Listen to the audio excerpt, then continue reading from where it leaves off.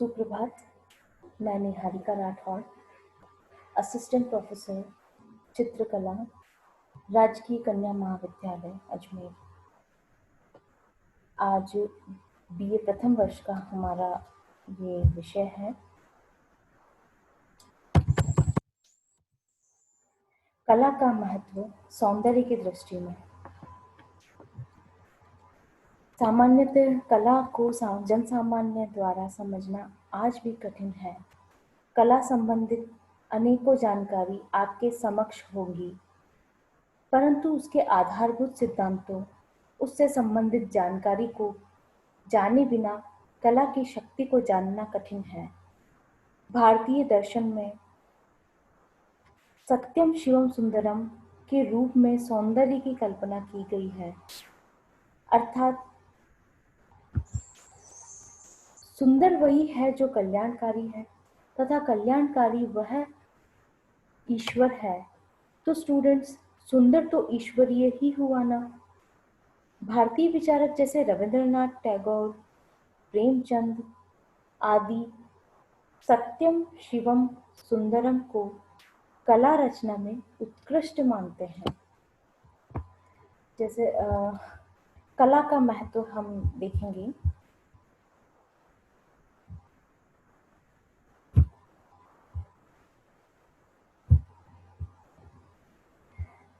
कला का महत्व जो सौंदर्य की दृष्टि से हम देखेंगे कि कला में त्रिगुणात्मक शक्ति निवास करती है, जिसमें ब्रह्मा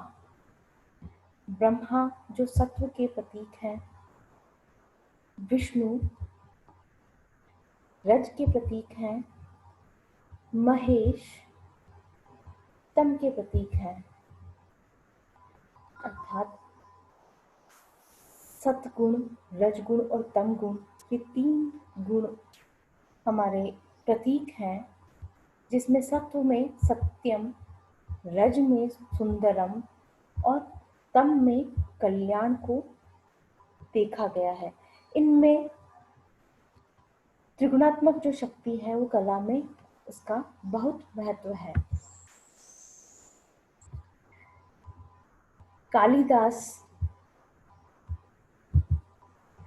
कालिदास ने अपने विविध ग्रंथों में सुंदर की व्याख्या की है। कालिदास के अनुसार सुंदरता को किन्हीं बाह्य अलंकरणों से सजाने की आवश्यकता नहीं है, जिसको उन्होंने इस प्रकार कहा है, किमिव हि मधुराम मंडनम ना कृतिनाम। वहीं डॉक्टर कुमार विमल कहते हैं कि मेरा दृढ़ विश्वास है कि कला ही आधुनिक युग में सांस्कृतिक स्वर्णोदय को ला सकती है और आधुनिक युग के बिगड़े हुए आध्यात्मिक स्वास्थ्य को सुधार सकती है, क्योंकि कला में नैसर्गिक मांगलिक शक्ति है।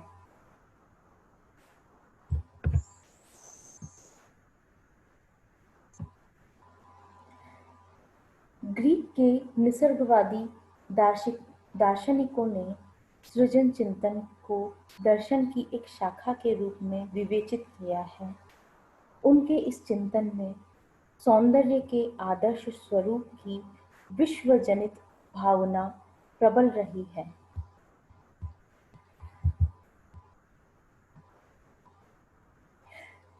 प्लेटो ने इसे अधिक विकसित किया और इसे मानव को शिक्षित एवं सुसंस्कृत बनाने के लिए प्रयुक्त किया है।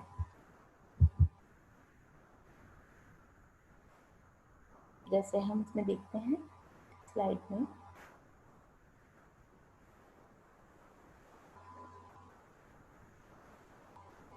ये जो चित्र है ये आप सेंजियो रेफेल एक कलाकार हुए, उनके द्वारा चित्रित स्कूल ऑफ एथेंस का हिस्सा है, जिसमें उसने प्लेटो को चित्रित किया है। ये आपकी जानकारी के लिए प्रयुक्त किया गया है इस चित्र में। वहीं दूसरा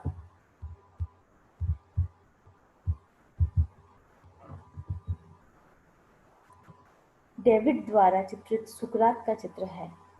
सुकरात भी ग्रीक के निसर्गवादी दार्शनिक कहलाए। सुकरात ने कला को परमार्थ शास्त्र के एक भाग के रूप में प्रतिष्ठापित किया, क्योंकि कला मानव को ईश्वरीय उत्प्रेरणा प्रदान करती है।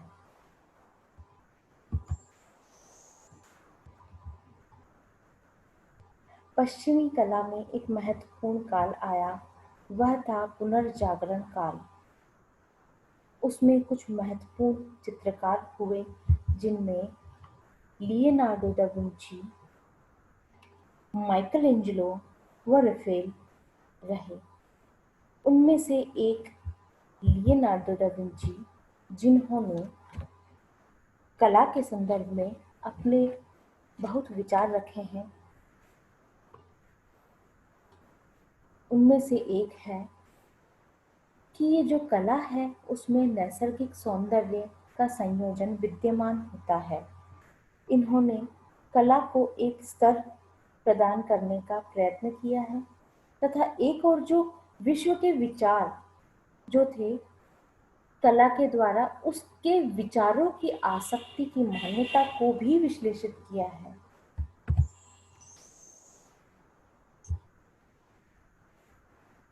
हम देखते हैं स्लाइड के अंदर कि विभिन्न ललित कलाएं सौंदर्य की दृष्टि से हमारे जीवन में नई चेतना का संचार करती है। इनमें समग्रता का वास होता है। जो साथियों कला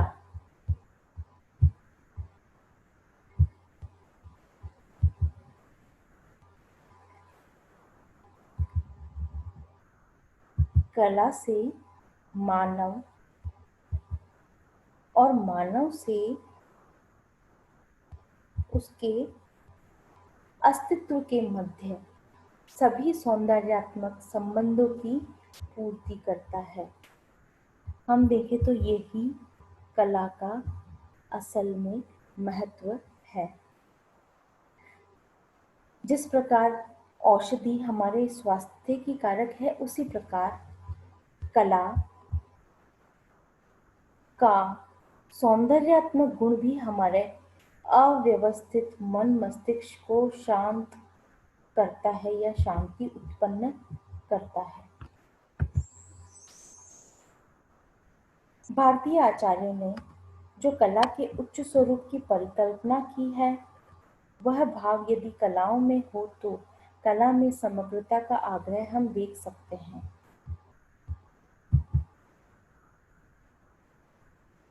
इसके द्वारा सैद्धांतिक आधार वे साथ व्यक्तिगत कलात्मक प्रवृत्तियों में भी आमूलचूल परिवर्तन देखा जा सकता है।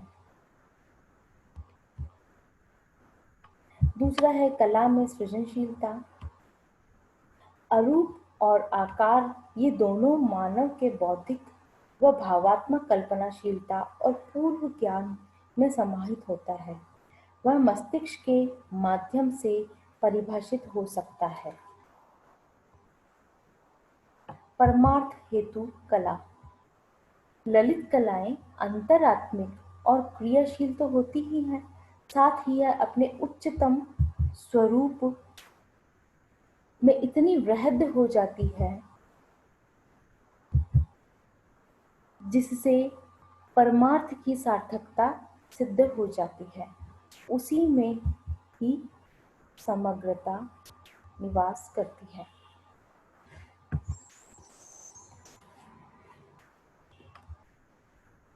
संस्कृति का निवास। कलाओं में या ललित कलाओं में सांस्कृतिक मूल्य होते हैं। ये तत्व उसमें सृजन, ज्ञान बोध, गुण विवेचन, विचारों के स्तर पर पनपते हैं, जिससे समाज में बाह्य संबंधों के साथ साथ आंतरिक संबंध भी पुष्ट होते हैं। दूसरा है मानवीय संबंध। कलाओं के द्वारा आपसी समझ बढ़ती है, मानव एक दूसरे के विचारों से रूबरू होता है, क्योंकि कला एक भावात्मक विषय है और इस भावात्मकता के पार्श्व में मानवीय संबंध होता है। इसकी उपादेयता हमारे जीवन में है। सामान्य आचार विचार, आदर्श, प्रियता एवं संवेदनाएं कला के द्वारा मानवीय संबंध स्थापित करते हैं।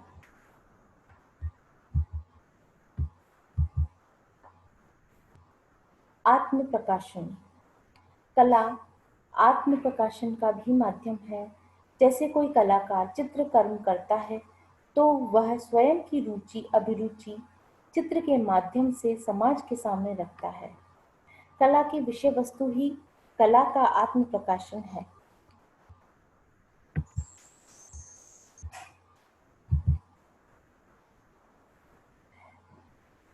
निष्कर्ष के रूप में हम देखेंगे कि कला का लक्ष्य आत्मा के स्वरूप को या आत्मा के स्वरूप का साक्षात्कार है तथा परम तत्व की ओर उन्मुख करता है, जिससे मानसिक आवश्यकताओं की पूर्ति, सौंदर्य बोध और आध्यात्मिक चेतना प्राप्त होती है।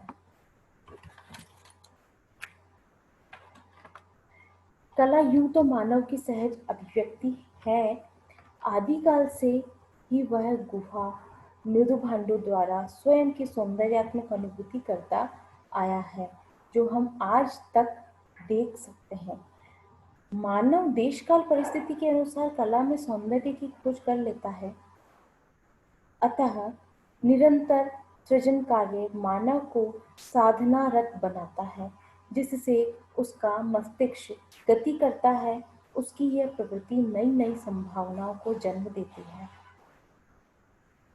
तो स्टूडेंट्स, ये कला का जो महत्व है वो आपको ठीक से समझ आया होगा।